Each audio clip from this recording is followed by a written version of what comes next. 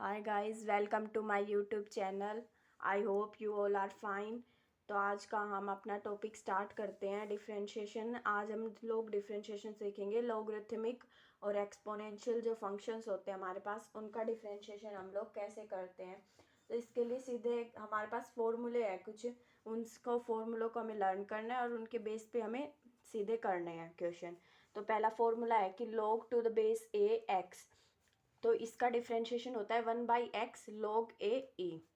अब हम अगर हमारे क्वेश्चन में यहाँ पे बेस a था और यहाँ पे बेस e है, तो अगर हमारे पास बेस e होता है तो ओनली 1/x होता है। जो ये होता है ये नहीं होता है, क्योंकि इसकी वैल्यू 1 हो जाती है। log बेस e और फिर 1 होता है तो उसकी वैल्यू 1 ही होती है। D upon D x of a raise to power x, तो इसका डिफ्रेंशिएशन होता है a raise to power x as it is और log ई ए। अगर यहाँ पे हम ई नहीं भी लिखते तो अंडरस्टूड होता है कि अगर यहाँ पे कुछ नहीं लिखा हुआ है तो इसका मतलब है यहाँ पे एक्सपोनेंशियल है। और अगर यहाँ पे हमने ए लिखा है तो फिर हम समझ जाएंगे कि भाई यहाँ पे अगर हमें ए लिखना है तो हमें इंडिकेट करना पड़ेगा कि यहाँ पे ए है। फिर D upon D x of E raise to power x, तो ई रेज टू पावर एक्स का E raise to power X से ही होता है। अब यहाँ पे अगर हमारे पास क्वेश्चन में यहाँ पे अगर ये हो log A F of x, तो अब इसका डिफ्रेंशिएशन अगर हमें करना है तो इसका डिफ्रेंशिएशन हम कैसे करेंगे। log A F of x का हमें डिफ्रेंशिएशन करना है तो इसका डिफ्रेंशिएशन होगा 1 upon F of X as it is dot D upon D x of F of X. यहाँ पे मतलब इस फॉर्मूले में भी ऐसा ही होता है कि बाद में हम लोग x का भी करते हैं, लेकिन ये अंडरस्टूड होता है कि x का x के रिस्पेक्ट में 1 होता है, तो इसलिए वो हम यहाँ पे दिखाते नहीं। एज इट इज़ इसी फॉर्मूले में भी यही होता है। अगर x की जगह पे f ऑफ x होगा तो यहाँ पे नीचे f ऑफ x आ जाएगा, dot D upon D x of f of x होगा। ऐसे ही इसमें ये पावर होती है, तो अगर यहाँ पे पावर में फंक्शन होता तो फिर यही होता कि a raise to power x log e a, और फिर उसके बाद हम पावर का यहाँ पे अलग से करते। ऐसे ही इस फॉर्मूले में एज इट इज़ इसके जैसे ही होता है। जैसे अगर मैं अब आपको एक क्वेश्चन सोल्व करके दिखाती हूँ। E raise to power a x plus b है हमारे पास, हमें इसका डिफ्रेंशिएशन करना है। तो लेट इसको मान लेते हैं कि y के बराबर है और अब हमें D Y by D x निकालना है। तो d Y by D x निकालने के लिए हमें पता है e raise to power x का डिफ्रेंशिएशन हमारे पास e raise to power x as it is होता है। तो ये पहले तो एज इट इज़ ऐसे का ऐसा हो जाएगा ए एक्स प्लस बी, और उसके बाद हम डिफ्रेंशिएशन करते हैं इसकी पावर का। तो ई raise to power a x plus b as it is, और अब डिफ्रेंशिएशन ए एक्स का होगा पहले और फिर होगा बी का। तो ए एक्स का होगा, तो देखो d upon D x of a x, इसको ऐसे कर लो, plus d upon D x of b. E raise to power a x plus b as it is, और अब इसका ए है। ए तो हमारे पास क्या है, ए हमारे पास कांस्टेंट है, तो कांस्टेंट तो बाहर कॉमन आ जाता है। उसके बाद जब एक्स का एक्स के रेस्पेक्ट में करते हैं तो क्या होता है, 1 होता है, तो 1 आ जाएगा प्लस। अब बी कांस्टेंट, और कांस्टेंट के साथ यहाँ पे कोई फंक्शन भी नहीं है हमारे पास कि भाई इसके प्रोडक्ट में कोई फंक्शन है, तो नहीं है। तो मैंने आपको पहले बताया था कांस्टेंट टर्म्स का डिफरेंशिएशन जब ओनली कांस्टेंट्स हम ओनली वही होती है, उनके अलावा कुछ नहीं होता है, तो उनका डिफरेंशिएशन 0 होता है। तो अब इसकी मल्टीप्लाई पहले इसके साथ फिर इसके साथ 0 के साथ करेंगे तो 0 ही हो जाएगा, और a x plus b dot a, ये इसका डिफरेंशिएशन हो गया। अब ऐसे ही एक और क्वेश्चन करके दिखाती हूँ मैं आपको। एक हम लोग का करके देखते हैं। जैसे हमारे पास क्वेश्चन y इक्वल टू है साइन इंटू में साइन log 3x। अब हमें इसका करना है डिफरेंशिएशन, तो हमें D Y by D X करना है। सबसे पहले तो हमें इसमें किसका करेंगे, साइन का करेंगे कि साइन का क्या होता है। फिर उसके बाद हमारे साइन का एंगल क्या है, हमारे साइन का एंगल है साइन log 3x। तो साइन का क्या होता है, साइन का होता है कोस, और एंगल एज इट इज़ होता है। और फिर उसके बाद हम डिफरेंशिएशन करते हैं एंगल का। अब हमारे पास एंगल यहाँ पे क्या है, साइन log 3x। अब ये तो एज इट इज़ हो गया।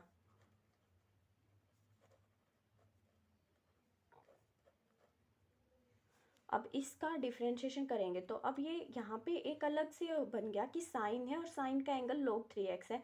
तो हमें पता है साइन का क्या होता है, फिर से हम यहाँ पे लिखेंगे कोस होता है साइन का, और log 3x इसका एंगल है, ये एज इट इज़। और फिर उसके बाद हम डिफ्रेंशिएशन करेंगे log 3x का।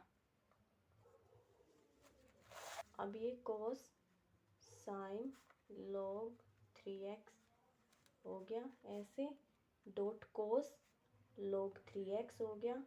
और उसके बाद अब हमने log 3x का क्या होता है, यहाँ पे हमने पढ़ा था कि भाई log x का क्या होता है, डिफरेंशिएशन 1/x होता है। और यहाँ पे कुछ नहीं लिखा हुआ, यानी अंडरस्टूड है कि यहाँ पे भी ही है। तो अब इसका यहाँ पे x था तो 1/x हो गया। अब यहाँ पे 3x है तो क्या हो जाएगा, 1/3x हो जाएगा। और फिर उसके बाद मैंने क्या कहा था कि डिफरेंशिएशन हमारे पास यहाँ पे f(x) की वैल्यू 3x है, तो उसके बाद हम अपना डिफरेंशिएशन करेंगे 3x का भी। ये क्वेश्चन बहुत ही इजी है, बस हमें स्टेप टू स्टेप याद रखना है कि हमें हर चीज़ का डिफरेंशिएशन करना होता है, कि किसी भी चीज़ को छोड़ना नहीं है। बस अगर हमें वो याद रहेगा तो फिर ये बिल्कुल। अब 3x का क्या होगा, 3 बाहर आ जाएगा और x का x के रेस्पेक्ट में क्या होता है 1, तो ऊपर 3 बचेगा, नीचे 3x, x से x कैंसिल हो जाएगा। 1/x cos sine log 3x dot cos log 3x। ये सिंपल सा क्वेश्चन है। अब हम लोग एक क्वेश्चन और ट्राई कर लेते हैं जो कि हमारे पास है, log भी है उसमें और एक्सपोनेंशियल फंक्शन भी है। तो क्वेश्चन है जैसे कि log e⁻x इंटू में x+2 अपॉन x-2 और इसकी पावर है 3/4 और इसके ये है। तो अब हमें पता है कि log के अंदर e⁻x तो ये है एक टर्म और एक टर्म ये है। तो आप लोगों ने पढ़ा होगा, आपको याद होगा, log m.n का फॉर्मूला होता है log m plus log n। तो हम इसको ऐसे अलग अलग लिख लेंगे, log e⁻x plus log x+2 upon x-2 और इसकी पावर 3/4। अब y हमारे पास हो गया ये, तो एज इट इज़ प्लस। अब एक log की एक और होती है कि m की पावर n होती है, तो ये पावर आगे आ जाती है n डॉट log m, ये फॉर्मूला बन जाता है इसका। तो ऐसा यहाँ पे होगा 3/4 आगे आ जाएगा log x+2 अपॉन x-2। अब y is equal to log e⁻x plus 3/4 log m/n का भी एक फॉर्मूला होता है, क्या होता है log m minus log n। अब ये हम यहाँ पे यूज़ करेंगे log x+2 इसके इंटू में माइनस log x-2।